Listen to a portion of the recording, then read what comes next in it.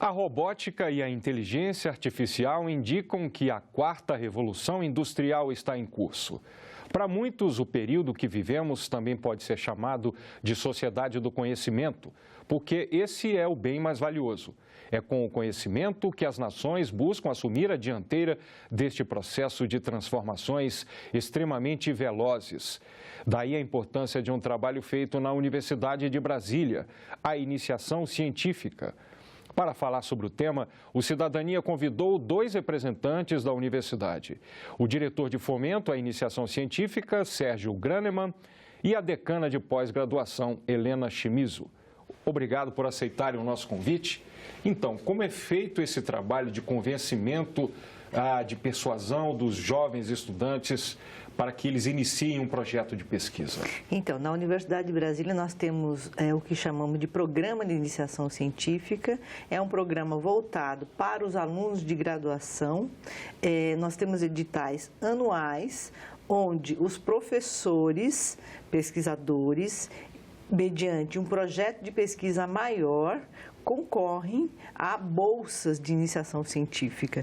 Então, os alunos, eles entram dentro de projetos maiores de professores para desenvolver... De qualquer área, qualquer área. Nós temos várias áreas do conhecimento, exatas, humanas e a área da saúde e vida. Nós temos 3 áreas do conhecimento, né? Grandes áreas do conhecimento. Então, em qualquer área, o aluno, ele tem essa oportunidade.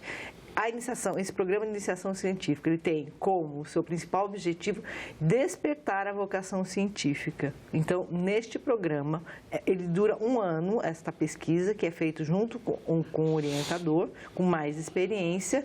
Então, ele vai desenvolver todos os passos de uma pesquisa. Então, ele vai fazer uma mini pesquisa, então ele desenvolve, além da vocação científica, de fazer a pergunta de pesquisa, que não é uma questão fácil, né? Formular o problema. Né? Então, boas perguntas de pesquisas que venham contribuir com o conhecimento já existente, né? Então, não é muito simples isso, mas é bastante importante que o aluno de iniciação científica desenvolva neste programa, né? Então, esse é o papel fundamental deste programa. Ele aprende também métodos e técnica de pesquisa, né? E esse programa a gente faz, é um trabalho completo, né? Em 1 ano ele desenvolve a pesquisa e ele apresenta os resultados também no Congresso de Iniciação Científica. Então, que é um congresso realizado dentro da Universidade de Brasília. É um grande congresso dentro da Universidade de Brasília, envolvendo todos os alunos da Universidade de Brasília e de outras universidades também. A universidade tem sido o locus para desenvolver esse congresso, de outras universidades do Distrito Federal. E qual é o percentual, não sei se você tem esses números, quantos estudantes da Universidade de Brasília estão realizando pesquisas hoje? Bom, anualmente a gente tem cerca de 2.700 estudantes de graduação nas 3 áreas do conhecimento que são selecionados, né, para desenvolver esses projetos de iniciação científica. Há muito mais candidatos, né? Cerca de 3.200 candidatos e 2.700 são selecionados num processo que funciona por meio de editais públicos, né? E com critérios, né, de avaliação dos projetos que os orientadores, né, professoras orientadores, submetem, né, a esses editais. Complementando os objetivos que a professora Helena falou, a iniciação científica também na UNB e em outras instituições de ensino superior tem também o objetivo de encurtar a formação desses alunos que iniciam agora na pós-graduação, porque como eles têm essa experiência de formação, como a professora Helena mencionou, eles aprendem técnicas de pesquisa, metodologia científica, métodos para análise de dados, informações, estatísticas, né? Eles são mais bem preparados para fazer pesquisas mais avançadas, né, em nível de pós-graduação, mestrado e doutorado. Ou pesquisas mais robustas, né? Já que ele já tem uma iniciação na pesquisa, ele já consegue fazer melhores perguntas de pesquisa, em maior domínio, eles podem fazer pesquisas mais avançadas, tanto no mestrado como no doutorado, né? Então, a ideia é preparar, né, desde a graduação para que ele realmente tenha um perfil de pesquisador adequado para o desenvolvimento científico e tecnológico que a humanidade requer hoje. E estas bolsas, elas são do CNPq ou são da universidade? Como eu vinha falando, hoje nós temos 2.700 alunos inscritos, né, e trabalhando com a iniciação científica na UNB, dos quais 1.100 tem uma bolsa das agências de fomento, do CNPq, da Fundação de Apoio à Pesquisa do DF, a FAPDF, e também da própria universidade, né, que disponibiliza recursos, né, para complementar esses recursos que vêm das agências de fomento. Então, temos 1.100 bolsistas e 1.600 voluntários. São alunos que trabalham, né, pelo gosto da pesquisa, para ter essa oportunidade de se iniciar. Né? E, qual é para não sei se vocês têm esses dados, assim, a produção científica da Universidade de Brasília, em que posição ela está no ranking? Ontem mesmo a gente analisava esses dados. A Universidade de Brasília, no último quadriênio, 2013 a 2016, foi a universidade que mais produção científica realizou neste último quadriênio. Das universidades brasileiras? Em comparação com todas as universidades brasileiras, as principais, né, as mais fortes. Em que áreas a universidade se destaca? Nós temos, assim, a área da saúde, né, e vida é uma área bastante... Que é a sua área, que né? é a minha área, é bastante forte, né? Então, ela se destaca bastante. A área das ciências biológicas, a área do meio ambiente, desenvolvimento sustentável, da geologia.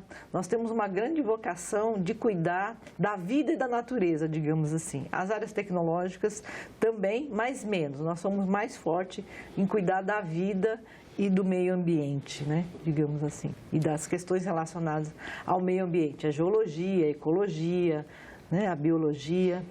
Tá, agora eu gostaria de saber como é que fica esse trabalho, se o trabalho de vocês é afetado, me parece que sim. A situação da universidade hoje, né? Nós vimos no noticiário os estudantes protestando contra os cortes, né? A reitora afirma que há um déficit este ano de 92 milhões de reais, Exato. Que é contestado pelo Ministério, né? Mas até que ponto, então, quer dizer, eu queria ouvir de vocês qual é a situação da universidade e se esse orçamento, esse problema, afeta o trabalho de vocês. Então, o que a reitora disse, né, é verdade, né, o déficit é este mesmo, o valor. Ano passado já vivemos uma dificuldade muito grande, né? Então, mês a mês, a gente tinha dificuldade para fechar as nossas contas básicas de água, luz, telefone, etc. E este ano a mesma coisa, né? Então, a Universidade de Brasília fez dentro da universidade uma apresentação pública para demonstrar a situação real da universidade. Medidas estão sendo tomadas para que a gente possa sobreviver até o final do ano.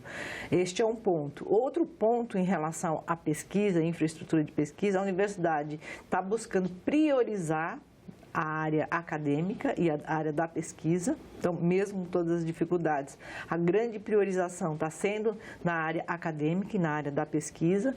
Além disso, né, como decana de pós-graduação, a gente tem buscado outras agências de fomento para complementar o nosso recurso financeiro para infraestrutura de pesquisa. Então, eu posso dizer que a gente tem tido um diálogo muito forte com o CNPq, com a nossa FAPDF, né, no sentido da gente garantir os 2% para pesquisa em vários tipos de editais para pesquisa mesmo, né, edital que a gente chama de demanda espontânea, que pode abrigar vários tipos de pesquisa de várias áreas. Bolsas também a gente tem conseguido com a FAPDF, né, e com a própria CAPES. Estamos participando agora de um grande edital, chama edital CAPES Print, né, que vem trazer fomentos para os programas já internacionalizados, para melhorar o grau de internacionalização. O grau de internacionalização, ele aumenta muito o nosso impacto, né? O que eu estou chamando de impacto? É o reconhecimento dessa produção científica pela comunidade acadêmica, não só brasileira, mas também dos pesquisadores do mundo, né? Então, com isso, a gente fazendo, então, uma colaboração, né, com as outras instituições de pesquisa e a nossa pesquisa tendo impacto, a gente consegue chegar em soluções, né? Então, a pesquisa, ela precisa de várias etapas para chegar a prática, digamos assim, né? A ter um resultado, uma consequência positiva na prática e na vida das pessoas. Às vezes leva tempo, né? Então, esse é um outro ponto que a gente, nessa crise, né, que vem nos afetando desde 2014, né, ciência e tecnologia, teve um corte de financiamento drástico de 60%, então vem desde 2014, essa situação não tem sido fácil, mas a Universidade de Brasília, surpreendentemente, né, com todos esses ajustes e arranjo, né, um esforço muito grande dos pesquisadores da Universidade de Brasília, da gente se manter em primeiro lugar no ranking de produção científica, por exemplo.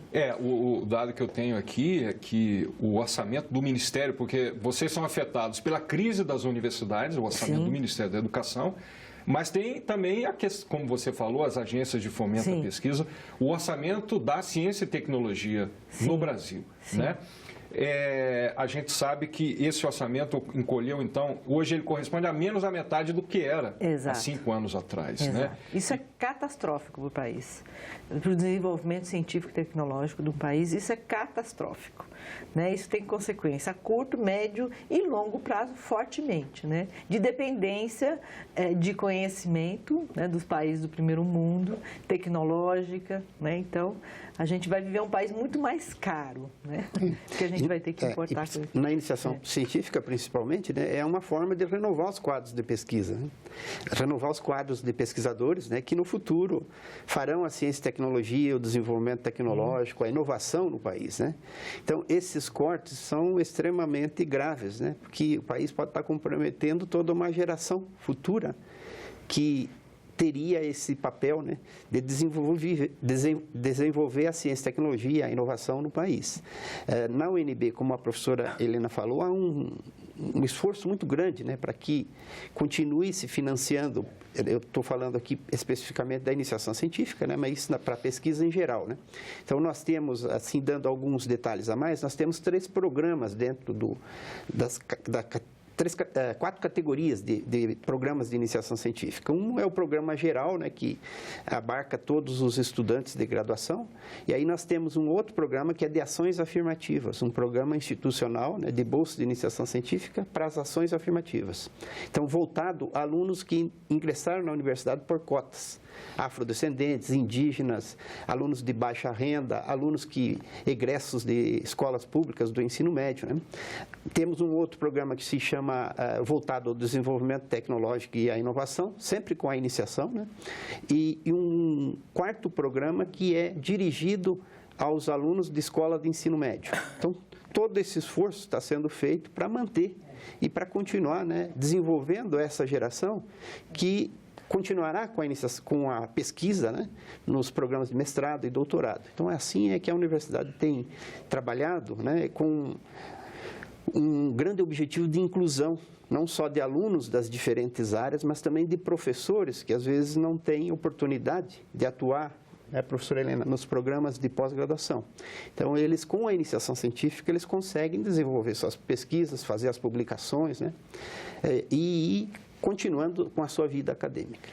Eu pergunto assim, na universidade hoje, todos os professores da graduação são mestres ou doutores? Todos têm? São. Nós temos 97% de professores com doutorado. Então, o Reúne, né, com o programa Reúne, a universidade teve uma expansão, né, muito grande, em 4 campos agora, né? E o quadro de professores, 97% de doutores. Nós temos muito poucos com mestre, né? Todos os concursos já abrem com nível doutorado.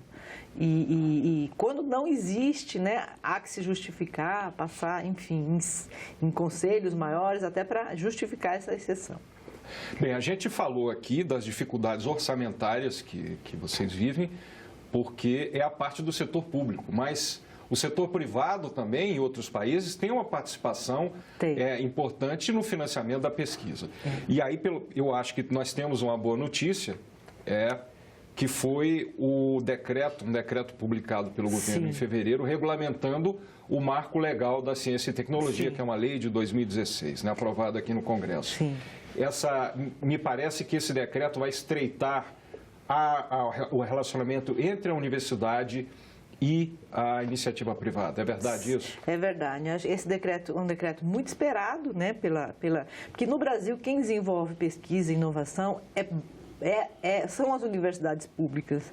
Então, a universidade pública precisa de mais dinheiro, não só porque ela desenvolve formação, ela desenvolve a pesquisa, ela é responsável pelo desenvolvimento do conhecimento científico e tecnológico. Então, essa legislação muito trabalhada, muito esperada. A gente precisa, de fato, né, fazer uso dessa nova legislação para que a universidade se aproxime, né, do setor produtivo e desenvolva pesquisas mais necessárias, né, para o dia a dia da população. O desenvolvimento científico e tecnológico e a inovação, ela só pode acontecer se a gente tiver uma maior parceria com o setor produtivo.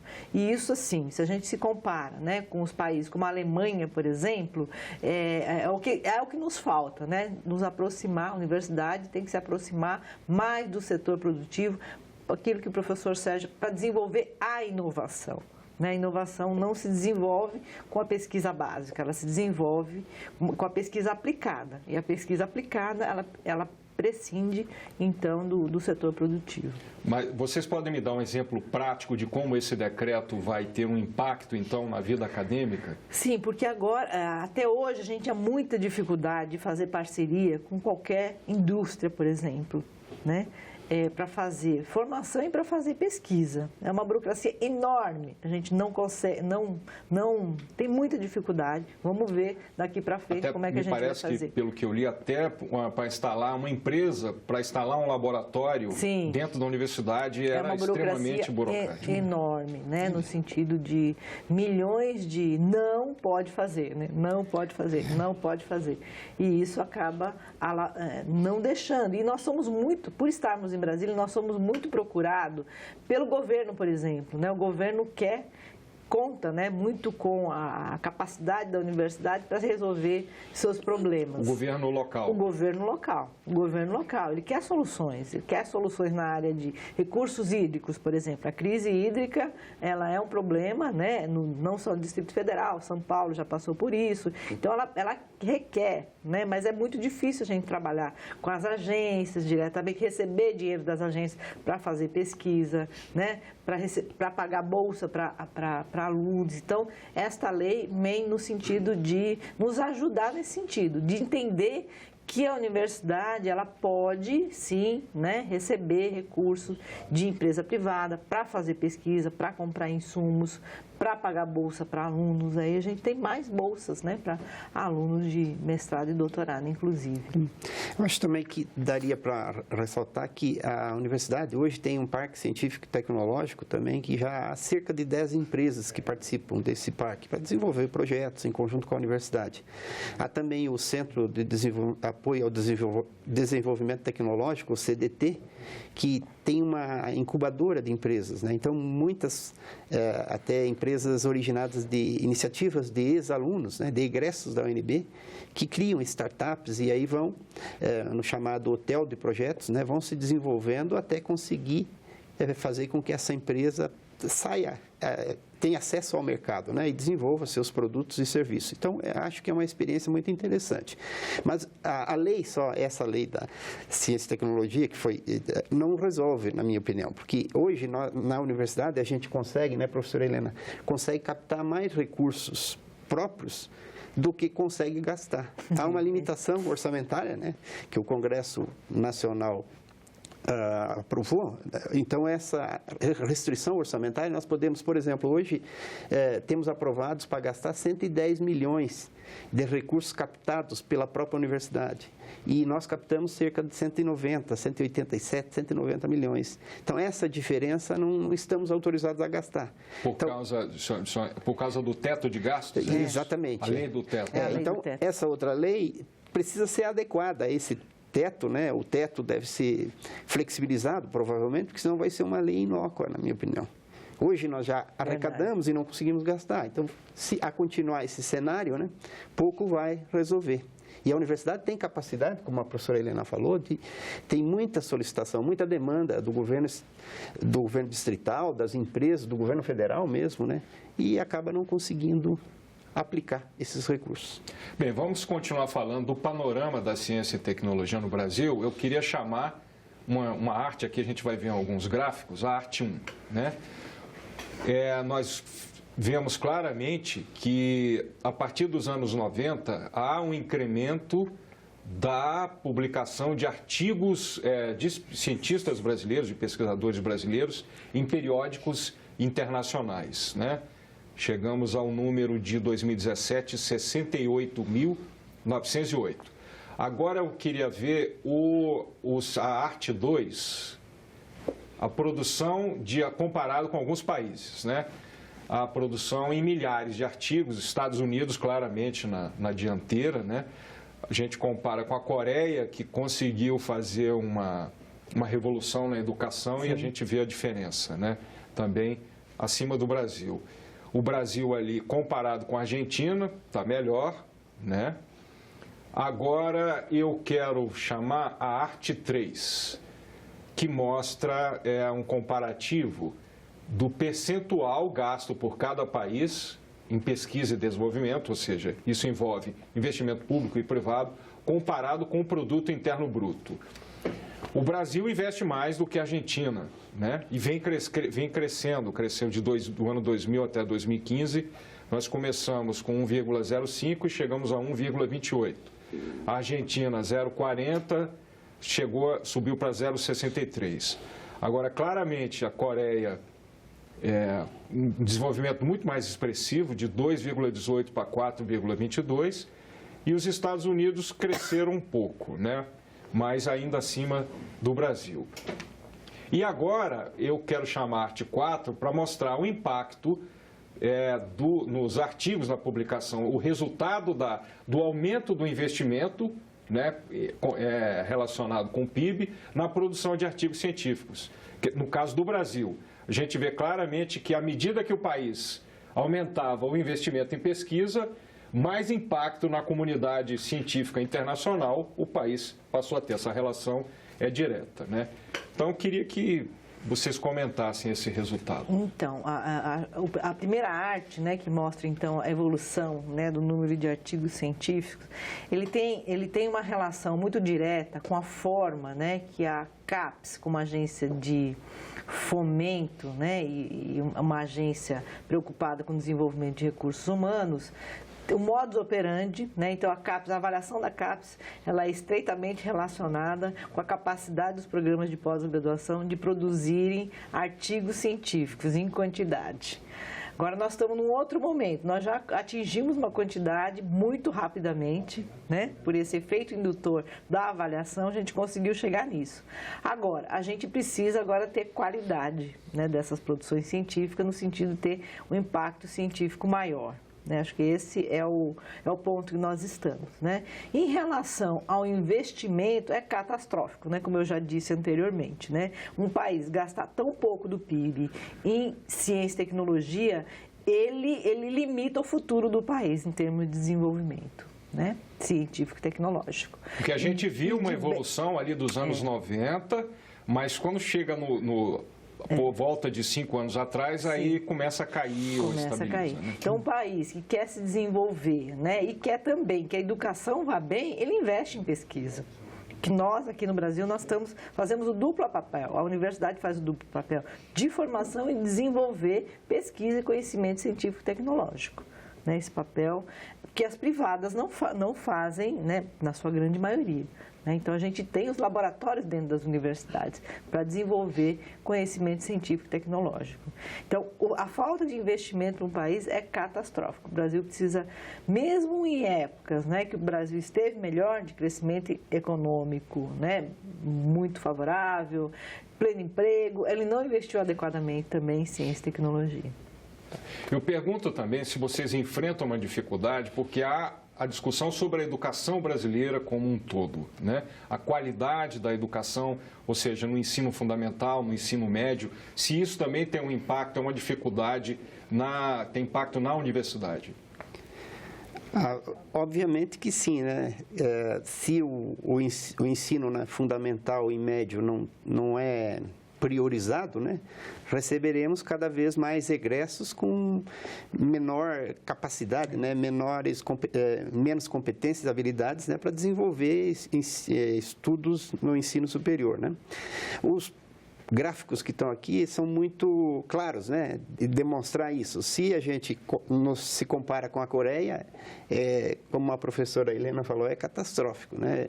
Ver que um país menor que o nosso, né, que tem talvez menos recursos naturais e humanos, né, comparativamente tem um crescimento tão diferenciado, né?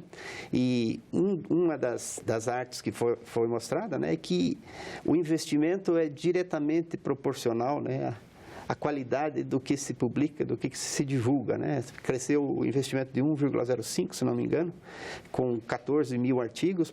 Quando chegou a 1,28, estava próximo de 60 e poucos mil artigos, né? Então, isso faz parte da divulgação, né, e do crescimento do país e reconhecimento perante a comunidade internacional. Então, é diretamente relacionado. Acho que a educação tem que ser priorizada em todos os níveis, né?